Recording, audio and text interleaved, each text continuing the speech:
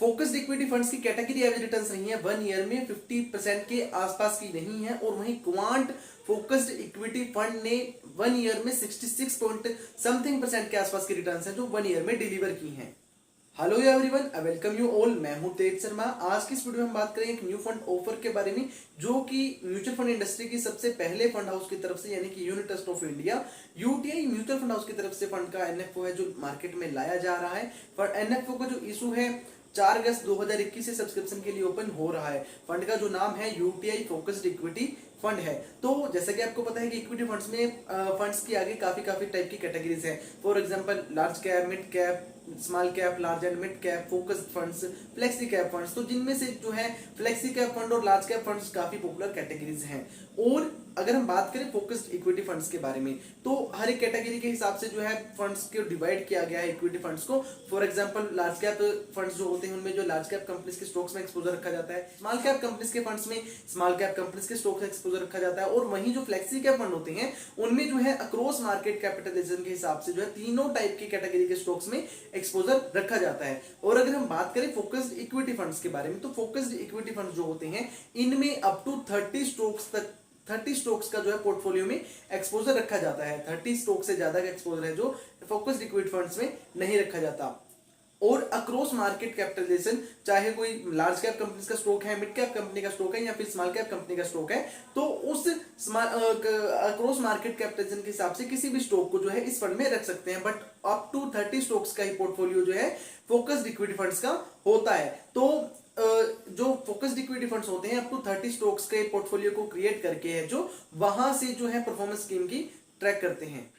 तो चलिए जानते हैं आज की इस वीडियो में यूटीआई फोकस्ड इक्विटी फंड के एनएफओ के बारे में डिटेल्स हैं जो उसके आपके साथ साझा करते हैं, और जानेंगे कि किन टाइप के निवेशकों के लिए फंड सुइटेबल होते हैं, और जो पास्ट रिटर्न्स रही हैं इक्विटी फंड्स की उसके बारे में भी हम बात करेंगे। तो अगर आप डीमैट अकाउंट ओपन करना चाहते हैं या फिर आप यूटीआई म्यूचुअल फंड में किसी भी स्कीम में यूटीआई इक्विटी फंड में इन्वेस्ट करना चाहते हैं, स्क्रीन पर दिए गए नंबर पर आप हमसे कॉन्टेक्ट कर सकते हैं। हम आपकी जो है डायरेक्टली फंड हाउस की तरफ से जो है आपकी इन्वेस्टमेंट करवा सकते हैं। तो फंड का जो इशू है 4 अगस्त 2021 से सब्सक्रिप्शन के लिए ओपन हो रहा है, और 18 अगस्त 2021 तक है जो सब्सक्रिप्शन के लिए ओपन रहेगा। तो जो भी investors during NFO period investment करना चाहते हैं वो 18 अगस्त 2021 तक है जो सब्सक्राइब कर सकते हैं ड्यूरिंग एनएफओ पीरियड। तो जो ड्यूरिंग एनएफओ पीरियड स्कीम के एनएवी यूनिट की एनएवी एप्लीकेबल होगी वो आपको 10 रुपए एप्लीकेबल होगी। मिस्टर सुधांशु अस्थाना जी इस स्कीम के फंड मैनेजर होंगे, और स्कीम में आप मिनिमम लमसम इन्वेस्टमेंट 5000 रुपीज कर सकते हैं। अगर आप फंड मैनेजर्स के बारे में जानना चाहते हैं मिस्टर सुधांशु अस्थाना जी के बारे में, या फिर और भी फंड मैनेजर्स के बारे में जानना चाहते हैं जो स्कीम को मैनेज करते हैं, या फिर जहां पर आप इन्वेस्टमेंट करने की सोच रहे हैं, तो सबसे पहले जो फंड मैनेजर के बारे में आपको जान लेना जरूरी होता है, क्योंकि वही जो है स्कीम को मैनेज करते हैं। तो अगर उनका बैकग्राउंड अच्छा है, एजुकेशन अच्छी है, एक्सपीरियंस अच्छा है, तो ऑटोमेटिकली जो उनका एक्सपीरियंस अच्छा होगा तो वो स्कीम को अच्छी परफॉर्म करने में ही हेल्प करेंगे। और फॉर एग्जाम्पल अगर आप कोई ब्रोकर चूज करते हैं जो आपको गाइड करते हैं, फाइनेंशियल एडवाइजर गाइड करते हैं, तो अगर उनके पास एक्सपीरियंस अच्छा है, उनका एजुकेशन अच्छी है, तो वो ऑटोमेटिकली आपको अच्छी गाइडेंस करेंगे। तो ठीक इसी प्रकार फंड मैनेजर्स के बारे में किसी भी फंड में इन्वेस्टमेंट करने से पहले उनकी एजुकेशन, उनके एक्सपीरियंस के बारे में जान लेना जरूरी होता है। तो अगर आप फंड मैनेजर्स के बारे में जानना चाहते हैं तो आप हमारी वेबसाइट investempies.com को विजिट कर सकते हैं, जहां पर हमने बहुत से फंड मैनेजर्स के रिव्यू, एक्सपीरियंस के बारे में वहां पर बताया हुआ है।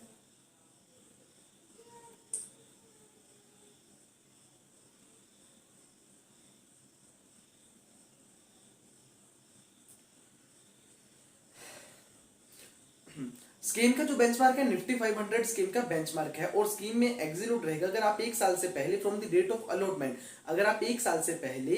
अपनी यूनिट्स को रिडीम करते हैं तो आपको 1% का एग्जीक्यूट देना नेसेसरी रहेगा। और वहीं अगर आप 1 साल के बाद from the date of allotment अपनी यूनिट्स को रिडीम करते हैं तो आपको किसी भी टाइप का एग्जीक्यूट देने की नीड नहीं है। अगर आप स्कीम के इन्फॉर्मेशन डॉक्यूमेंट और प्रेजेंटेशन को चेक करना चाहते हैं तो डिस्क्रिप्शन बॉक्स में मैंने स्कीम के इन्फॉर्मेशन डॉक्यूमेंट और प्रेजेंटेशन का लिंक है जो वो भी डिस्क्रिप्शन बॉक्स में दे दिया है। आप इन्वेस्टमेंट करने से पहले एक बार उनको भी अच्छे से रीड कर सकते हैं। स्कीम में जो रिस्क है वेरी हाई स्कीम में रिस्क है। तो अगर हम बात करें स्कीम के इन्वेस्टमेंट ऑब्जेक्टिव के बारे में, तो जो स्कीम का इन्वेस्टमेंट ऑब्जेक्टिव है वो लॉन्ग टर्म के लिए कैपिटल एप्रिशिएट करना है, इन्वेस्टमेंट करके इक्विटी और इक्विटी रिलेटेड सिक्योरिटीज में अप टू 30 स्टॉक्स में निवेश करके अक्रॉस मार्केट कैपिटलाइजेशन यानी कि लार्ज कैप, मिड कैप और स्मॉल कैप कंपनीज के तीनों कैटेगरी के स्टॉक्स में अप टू 30 कंपनीज के स्टॉक्स में निवेश करके जो है लॉन्ग टर्म के लिए कैपिटल एप्रिशिएट करना स्कीम का इन्वेस्टमेंट ऑब्जेक्टिव है। तो जैसा कि आपको भी पता है कि mutual fund investments are subject to market risk, तो किसी भी टाइप की गारंटी या एश्योरिटी नहीं रहती कि जो स्कीम का इन्वेस्टमेंट ऑब्जेक्टिव है वो अचीव होगा या नहीं होगा। तो इसलिए इन्वेस्टमेंट करने से पहले सभी जो भी डॉक्यूमेंट्स रिलेटेड होते हैं स्कीम से उनको एक बार अच्छे से रीड करें, अपने फाइनेंशियल एडवाइजर से सलाह लीजिए, उनके कहने पर ही आप निवेश कीजिए। और अगर आप निवेश करते हैं तो फिर आप पेशेंस रखिए, लॉन्ग टर्म के लिए निवेश करके आप रखिए, तो आपको वहां से अच्छा मुनाफा मिलेगा। तो अगर हम फोकस्ड इक्विटी फंड्स के पास्ट रिटर्न्स के बारे में बात करें तो जो ऑलरेडी म्यूचुअल फंड हाउसेस के जो फोकस्ड फंड है मार्केट में, तो क्वांट फोकस्ड इक्विटी फंड ने 1 ईयर में ग्रोथ में डायरेक्ट प्लान में जो 70% के आसपास की रिटर्न है जो 1 ईयर में डिलीवर की हैं, और वहीं IIFL फोकस्ड इक्विटी फंड ने 59.42% के रिटर्न जो है 1 ईयर में डिलीवर की,